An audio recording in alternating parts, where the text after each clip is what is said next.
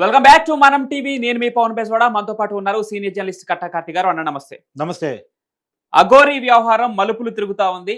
నిన్న మొన్ననే వాళ్ళ తల్లిదండ్రుల ముందే తాలిబొట్టు కట్టానని వర్షిణి ప్రకటించింది. మళ్ళీ ఇప్పుడు అఫీషియల్ గా వర్షిణిని అఘోరీ తన గురువు గారి సమక్షంలో పెళ్లి చేసుకోవడం జరిగింది. దానికి సంబంధించిన వీడియో మన స్క్రీన్ పైన చూస్తాను. అసలు ఈ అఘోరీ వ్యవహారం ఇలా ఉంటే, తాను మొదట ఒక వ్యక్తికి తాళి కట్టారంటూ ఆమె వచ్చింది బయటికి. నిన్న మీడియా ముందు తన గోడు వెళ్ళబోసుకుంది. ఇలా అఘోరీ ఎంతమందిని మోసం చేస్తాడు, తనకు న్యాయం జరగాలంటూ, ఇలాంటి మహిళలు మోసపోవద్దంటూ ఒక మహిళ ఇప్పటికే మీడియా ముందు పోలీసుల దగ్గరికి కోర్టు చుట్టూ తిరుగుతా ఉంది. ఈ రోజున అఫీషియల్ గా పెళ్లి చేసుకుంటానంటూ వర్షిణితో పెళ్లి అయిన వీడియో బయటకు వస్తా ఉంది. అసలు ఎటుపోతుంది ఈ వ్యవహారం, ఏం జరుగుతుంది? ఫస్ట్ అఘోరీ అనే పదం ఇక బంద్ చేయి. అఘోరీ అంటే కుటుంబానికి దూరంగా వ్యక్తిగత జీవితాన్ని పూర్తిగా దేవుడికి అంకితం చేసి కోరికలు వదిలేసి అంటే కోరికలను చంపేసుకొని బతికే వాళ్ళు అఘోరీలు. అవును. బూడిద రాసుకొని జీవితంలో మిగిలేదు ఇదే అని చెప్పేసారు. అంటే పెళ్లిళ్ళు చేసుకుంటారు, పేరెంటాలు చేసుకుంటారు. ఇది అఘోరీలు చేయరు. సో తను పెళ్లి చేసుకోవడం తన వ్యక్తిగత విషయం.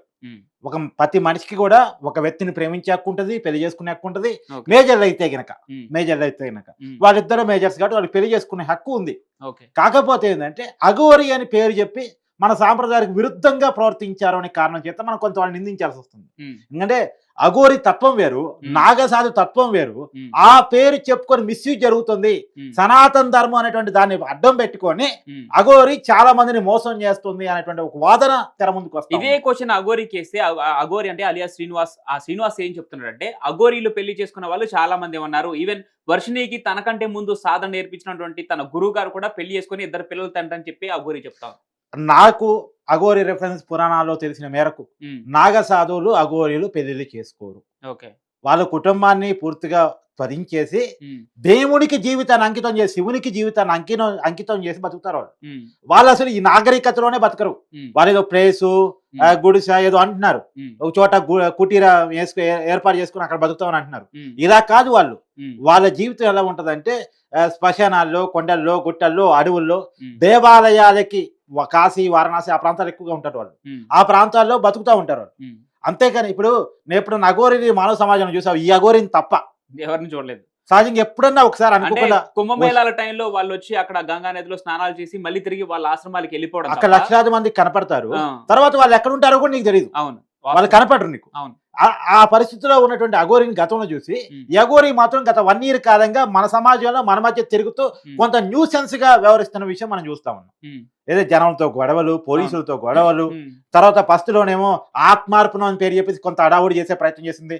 పెట్రోల్ పట్టుకొని కాళ్ళు తిరిగే ప్రయత్నం చేసింది.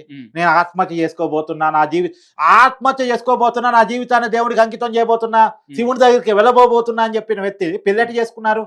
ఓకే, ఇప్పుడు నా బేసిక్ క్వశ్చన్ ఏంటంటే, ఆత్మార్పణం చేసుకోబోతున్నా, దేవుడికి జీవితాన్ని ఇచ్చేయబోతున్నా అని చెప్పేసి అఘోరీ ఇప్పుడు పెళ్లి దాకా ఎందుకు వచ్చింది అంటే ఎక్కడో ఏదో మిస్ అవుతుంది. తను పేరుకి సనాతన ధర్మాన్ని ఉపయోగించుకుంటూ, అఘోరీ తత్వాన్ని ఉపయోగించుకుంటూ తన మనసులో ఇంకేమైనా ఉందా? ఇప్పుడు తన మీద ఒక ఎఫ్ఐఆర్ నా దగ్గరకు వచ్చింది. ఎక్స్క్లూజివ్ గా సమాచారాన్ని కూడా ఇంకో ఒక్క పెళ్లి కాదన్నా, ఆల్రెడీ నిన్న ఒక మహిళ, బాధిత మహిళ మీడియా ముందుకు వచ్చి తన గోడు వెళ్ళబోసుకోవడం అందరికి తెలిసిన విషయమే. తన పేరు ఇవన్నీ బయటకి ఇంకా అఫీషియల్ గా వెల్లడించాల్సిన అవకాశం లేదు కాబట్టి మనం అవన్నీ చెప్పట్లేదు. బట్ మరి తన విషయం ఏంటి? తను ఇంకా చట్టరీత్యా ఏ విధంగా ముందుకు వెళ్లే అవకాశం ఉంది ఈ పెళ్లి విషయంలో? నువ్వు చెప్పేది ఒకటి, నేను చెప్పేది ఇంకొకటి. అంటే ఇన్నున్నాయి. నువ్వు చెప్పేదేమో కరీంనగర్ మహిళను మొదటి పెళ్లి జనవరి 1st చేసుకుందని ఆ మహిళ బయటకు వచ్చి నిన్న మాట్లాడే ప్రయత్నం చేసింది. అది పక్కన పెట్టేస్తే నా దగ్గరికి ఇంకొక ఎఫ్ఐఆర్ వచ్చింది. ఏంటంటే ఒక మహిళ దగ్గర 10 లక్షలు తీసుకుంది అఘోరీ, బ్లాక్ మెయిల్ చేసే ప్రయత్నం చేసింది, ఆ మహిళను వేధించింది అనేటువంటిది ఆ అమ్మాయి కేసు నమోదు చేసింది హైదరాబాద్ పరిసర ప్రాంతాల్లో. అయితే ఆ పర్టికులర్ పాయింట్ కూడా నేను చెప్తాను తర్వాత. కానీ అంటే వాళ్ళ అనుమతి తీసుకుని చెప్పాలి కాబట్టి అందరికీ అఫీషియల్ గా తెలిసింది ఒకటి, నా దగ్గర ఉంది ఒకటి, మీకు తెలిసింది ఒకటి, ఇలా ఎన్నో ఇప్పటి వరకు బయటకు వచ్చినవి, బయటికి రానివి ఇంకా ఉన్నాయా అనేది డాట్స్ కనెక్ట్ చేసుకోవాలి. మరి అయితే నిజంగా ఈ విషయంలో అప్రిషియేట్ చేయాల్సింది శివరుద్ర స్వామీజీని. తాను ఎంతో కృషి చేసి అసలు ఈ అఘోరీ నిజంగానే ఈ అఘోరీ ఇలా ఉందా, లేదంటే నిజమైన అఘోరీ కాకుండా ఇలా సమాజంలో తిరుగుతూ మోసం చేస్తూ మహిళల్ని ఇలా ఎడిక్ట్ చేసుకుంటుందంటూ శివరుద్ర స్వామి ఒక యాక్షన్ తీసుకోవడం జరిగింది. ఆయనే వెతుకుతూ తన మొదటి భార్యని బయటకు తీసుకురావడం జరిగింది. వాస్తవంగా యాక్చువల్ గా సాధువులుగా ఉన్నటువంటి వాళ్ళు, హిందూ మతాన్ని అభిమానించి ఆరాధించి సనాతన ధర్మాన్ని పాటిస్తున్న వాళ్ళకి ఈ అఘోరీ చేస్తున్న పట్ల కొంత కోపం వచ్చే అవకాశం ఉంటుంది. ఆయన మొదటి నుంచి వ్యతిరేకిస్తానే ఉన్నాడు. ఎవరికైనా హిందూ మతాన్ని పాటించే వాళ్ళు, సనాతన ధర్మాన్ని ఫాలో అయ్యే వాళ్ళకి ఈ అఘోరి చేసే పనులు నచ్చవు. ఎందుకంటే వాళ్ళు అఘోరిని ఒక స్థాయిలో చూసుకుంటారు. అఘోరీలన్నా నాగ సాధువులన్నా హిందూ సమాజానికి చాలా పెద్ద గౌరవం. సనాతన ధర్మాన్ని రెగ్యులర్ గా పాటించే వాళ్ళకి, తమ జీవితంలో సనాతన ధర్మాన్ని అలవాటుగా మార్చుకున్న వాళ్ళకి ఈ అఘోరీలన్నా నాగ సాధువులన్నా అమితమైనటువంటి గౌరవం. కానీ వాళ్ళకి భిన్నంగా ఆ పేరు చెప్పుకొని ప్రవర్తిస్తుంది కదా, సహజంగానే వాళ్ళకి కోపం, ఆగ్రహం వస్తుంది. ఇక్కడ మరొక అంశం ఏంటంటే, నిన్నటి వరకు తాను అఘోరితో పెళ్లి అవ్వలేదు, అఫీషియల్ గా పెళ్ళైనట్టు ఎవరికీ తెలియదు, వాళ్ళు ప్రకటించడం తప్ప సాక్ష్యాలు ఏమి లేవు. కానీ ఈ రోజు పెళ్ళైనట్టు ఒక వీడియో మీడియాలో హల్చల్ చేస్తా ఉంది. మరి వాళ్ళ తల్లిదండ్రుల పరిస్థితి ఏంటి? మరి రిటర్న్ తెచ్చుకునే అవకాశం కూడా లేదా? అమ్మాయిని తిరిగి ఫ్యామిలీలో మళ్ళీ కలుపుకునే అవకాశం ఉందా లేదా? అసలు ఏంటన్న యాజ్ పర్ చట్ట ప్రకారం ఏంటంటే, వర్షిని తన ఇష్ట ప్రకారం పోయా అని చెప్తుంది కాబట్టి తెచ్చుకునే అవకాశం లేదు. వర్షిని అంతా వర్షిని వాళ్ళ ఇంటికి వస్తే తప్ప వాళ్ళు బలవంతాన్ని వర్షిని తీసుకురావడానికి అవకాశం లేదు. ఎందుకంటే తను మేజర్ కాబట్టి. కాకపోతే తను పెళ్లి చేసుకోవడం తప్ప రైటా, వి కాన్ జస్టిఫై. కాకపోతే మనం కేవలం అఘోరిని ప్రశ్నిస్తుంది ఏంటంటే, అసలు నీకేంటి పెళ్లి సంబంధం, నీకేంటి పెళ్లి, నువ్వు అఘోరి అని చెప్తూ అసలు నువ్వు వర్షిని ఇంటికి వెళ్ళి ఏం చేసావు? వర్షిని వాళ్ళ బ్రదర్ చెప్తుందంటే, నా మీద పడి చికాకు చేసింది అని చెప్పేసి. దాన్ని అఘోరిని అడిగితే ఏం చెప్తుంది? ట్రెండింగ్ లో ఉన్నావు కదా, వీడియో చేయమంటే అలా చేశాను. అసలు కాదు, అఘోరికి పాపులారిటీ ఏంది, అఘోరికి ట్రెండింగ్ ఏంది, అఘోరికి యూట్యూబ్ ఏంది, అఘోరికి పాపులారిటీ ఏంది, అఘోరికి డబ్బులు ఏంటి, అఘోరికి కార్ ఏంటి, అఘోరికి పెట్రోల్ ఏంటి, అఘోరికి డబ్బులు, గొడవ, కుటీర పరిశ్రమ ఏంటి?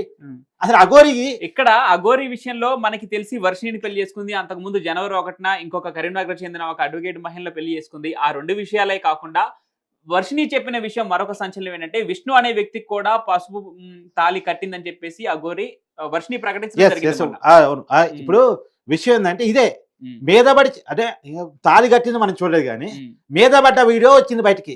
అది ఏంటని అడిగితే ఏమంటది? ట్రెండింగ్ లో ఉన్నాను కాబట్టి ఆ లడితే చేశానంటది. ట్రెండింగ్ లో ఉంటుంది. అసలు అఘోరి సనాతన ధర్మాన్ని పాలయ్యే వ్యక్తి. ఈ ట్రెండింగ్ తోటి, ఈ సోషల్ మీడియా ప్రమోషన్ తో తనకేంటి సంబంధం?